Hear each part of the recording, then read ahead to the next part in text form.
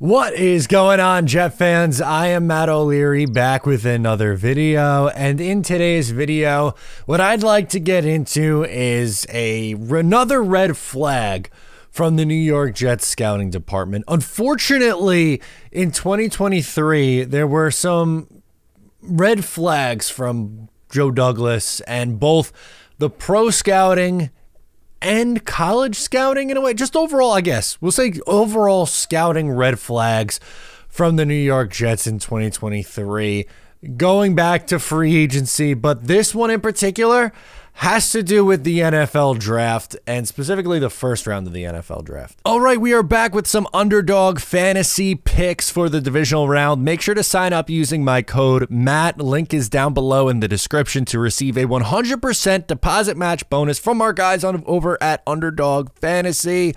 All right, 3 plays to win 75, 10 to win 75.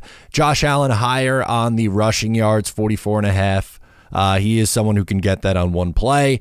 He's an animal. I think he tucks in and runs a few times. Christian McCaffrey higher than 18.5 rushing attempts.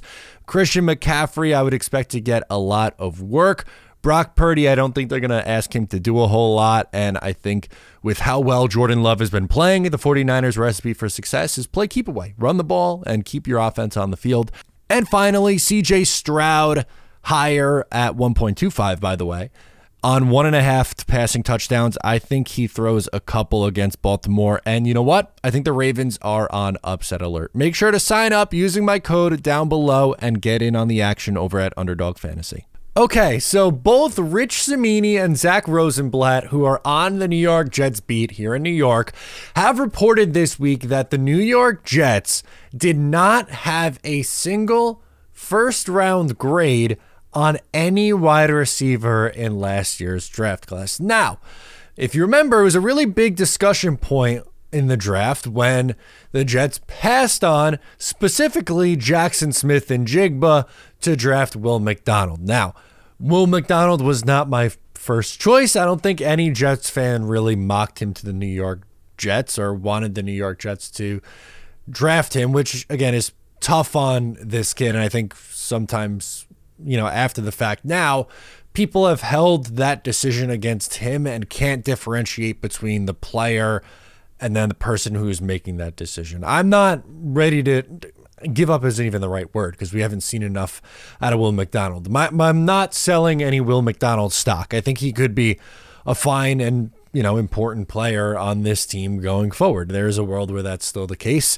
Look at what Jermaine Johnson did last year, where he was someone who didn't play a whole lot as a rookie and took a massive step forward in his second season under Robert Saleh, Jeff Ulbrich, and this New York Jets defense. But it's not really so much about, hey, the Jets decided to go with Will McDonald over a wide receiver. It's that there were 4 wide receivers who went in the first round: Jackson Smith and Jigba, Quentin Johnston, who did not have a good rookie season, Zay Flowers, and Jordan Addison. So the NFL had 4 wide receivers go in the first round, and the Jets didn't have a first round grade on any of those 4 wide receivers.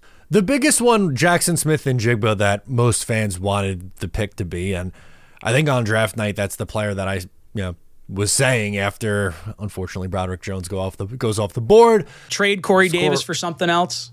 Get a third if you can. Score all the points. Score all the points. Get all the hoes is going to be the motto this year. Yeah, right. I mean, think about it. We have so many wide receivers that are coming back next year. It's literally just Garrett Wilson and Lazard. Those are the only guys under contract for 2024. I think it's going to be JSN.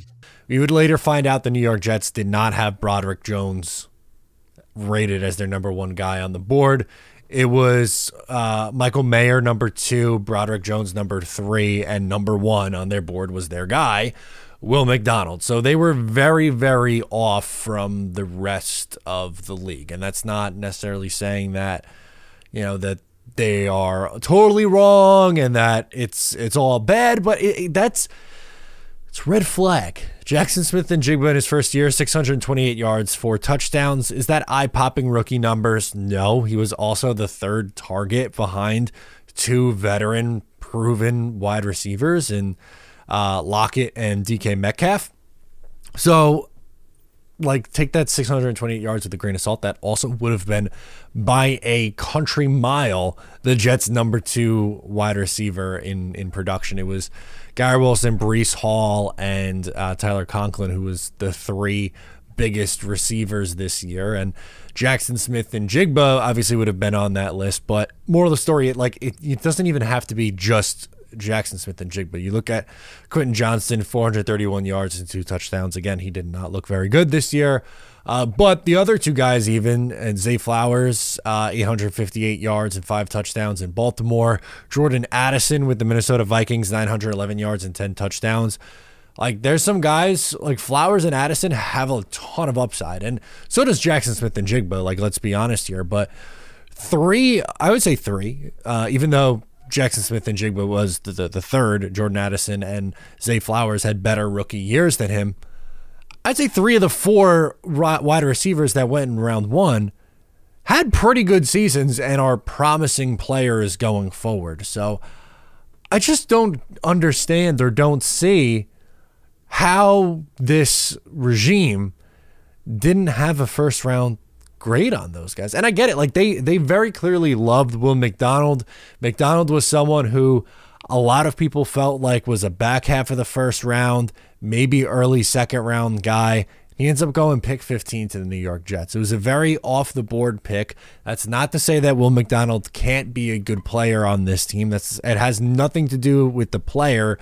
It has to do with the Jets board in comparison to other teams. And it just feels like the Jets in 2023 were off from where the rest of the league is. And sometimes that's a good thing, and sometimes it's not. And when the Jets, have the longest active playoff drought, haven't made the playoffs in 13 years, and when you look at the general manager and head coach's record, they don't get the benefit of the doubt. Until that changes, they're not going to get the benefit of the doubt. So when I saw that this week, when we saw that the Jets did not have a first round grade, and it's not just Joe Douglas, it's in the entire scouting department.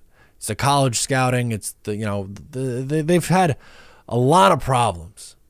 And that's a red flag going forward. Again, I hope in 2024 they have a great offseason. I hope they crush it in free agency. I hope they crush it in the NFL draft. They come in, they bolster up the offensive line. They add a couple more weapons. They have more depth. They bring back most of the defense and special teams. And the head coach and the rest of the staff gets a little bit more aggressive, especially on offense, and penalties go away. And if all those things happen, they absolutely could be a team who could do some significant damage in 2024.